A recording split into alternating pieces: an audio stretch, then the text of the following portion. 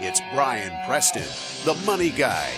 Bo, I want to talk about number 4. Okay. This one's the most powerful to me because we always talk about begin with the end in mind. Yep. And I think that when you do the research studies on who is successful and who's not successful, planning is in the DNA of the people who are extremely successful. And that part gets missed a lot of times. So number 4 for us on things to think about before we reach 2023 is know where you are in your financial journey. And we've actually got some great tools. Number 1, the net worth. This is one that gets us so excited because we love doing this. I'm always amazed, Brian, whenever we talk to either listeners or friends or even folks that are considering hiring Abound Wealth to be their financial advisor, we always ask the question, hey, where are you? Like, I don't know. I don't know if I'm on track. I don't know if I'm ahead of the curve. I don't know if I'm behind the curve.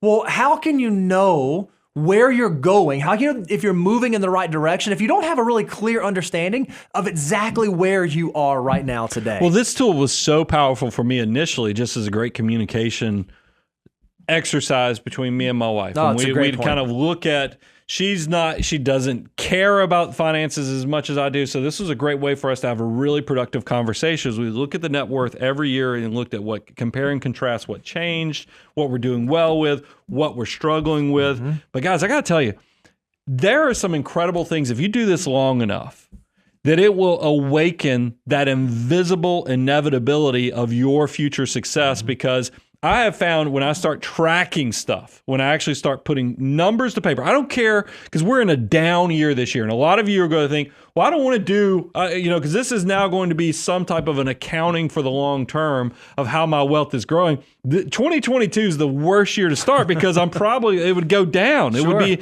but I would say, no, please embrace even the negative years because there's so much value when you get to go back and look at the trends. And then I'm going to tell you, just by doing this exercise of planning and documenting is going to have something subliminally happen inside your brain where things just start falling into place a lot easier. That has happened for me. And that's actually what's motivated us to actually try to figure out how do we actually give people the data points they ought to pay attention to with their net worth. So they're not only just recording their net worth statement, but also having a dashboard tool of which elements to kind of look at to kind of bridge that communication gap even better. And we actually created the net worth tool. We've made it very affordable on purpose because we want to encourage you to start this activity, create a habit out of this so you can build wealth that much easier. Yeah, I think it's so interesting, Brian. It's easy for us to all think about like fitness goals. Whenever, all of us at some point in our life have said, you mentioned folks doing a half marathon. I want to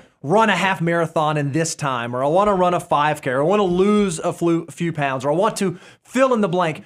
The way that anyone ever starts that journey is they always have to show where they started and then track their progress through time. And as you start to see change, as you start to, look at yourself in the mirror, I see an ab, or I see some definition. I see something I did not see before. It gives you that staying power to stay the course. That's what we wanted the net worth tool to be, so that you can actually see the journey that you are on and know, okay, the decisions I'm making matter. And ultimately they're moving me towards where I want to be in the long term.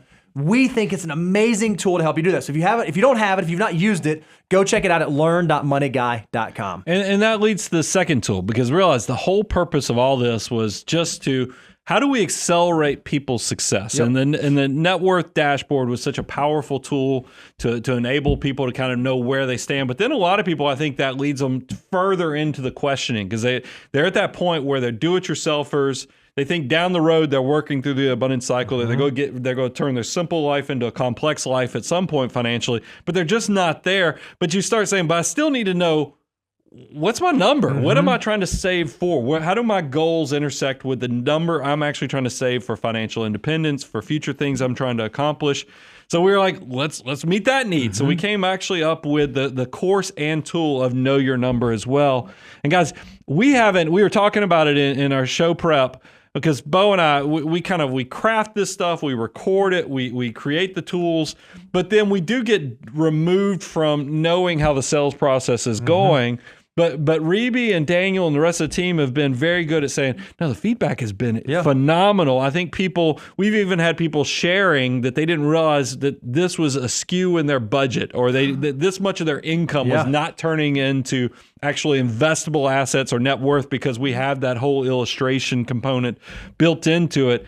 This is something that will help give you direction when you're in those stages where you haven't graduated to the level of needing a full financial advisor yet. Yeah, I love it, because if the net worth tool tells you where you are today, Know Your Number should give you the idea of the horizon that you're working towards. I know where I am today. How do I know where I'm going? And what we try to do is we try to make it chock full of all kinds of useful information. There are even some deliverables available inside of the Know Your Number course that aren't available on our resource page, like showing, okay, hey, if I'm this age and I save this percent, how much of my income can I replace? And what happens if I increase that? Or what happens if I decrease that? How do I know where and how I'm tracking? Because at the end of the day, we want to empower you to be able to impact your financial life so that ultimately you really can build that great, big, beautiful tomorrow. Up on the screen, you have it right now. Part of the Know Your Number course is one of these illustrations that we were like, man, this is too powerful not to share, because look, we made a list recently of all these great systems, and it makes me so happy when I see systems that have been around since the 90s,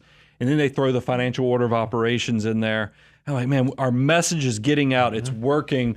But then people always, because this one pointed out, it said, the Money Guy Show and the financial order of operations has the highest savings and investment rate out of all these other systems, because like think about Ramsey Solutions, Dave's at 15%. We're consistently 20 to 25%. And people are like, man, that's a higher number. Why? What are you guys doing that makes you think that you need that higher number? We, just like we eat our own cooking, we also show you the numbers. We actually open up the books to the math. So we've actually got this illustration that shows you, it's right on the screen right now, of by age that you start saving and investing. If you look at your savings percentage rate, how much of your income will actually be replaced at a traditional retirement? And you'll quickly see that there is a matrix of answers here, that the sooner you start, look, because a 20-year-old that's saving 10%, they're probably going to be okay. Yeah, you're going to be okay because you started at 20 years old. But I know a lot of people. You might have just discovered the Money Guy Show and you're 33 years old, or you just discovered the Money Guy Show and you're 40 years old, and you go, man, 10% ain't going to do the same thing it would have done for me when I was 20. What's the real number now? And we can show you, look, that's why 20% for a 30-year-old is going to get you 95%.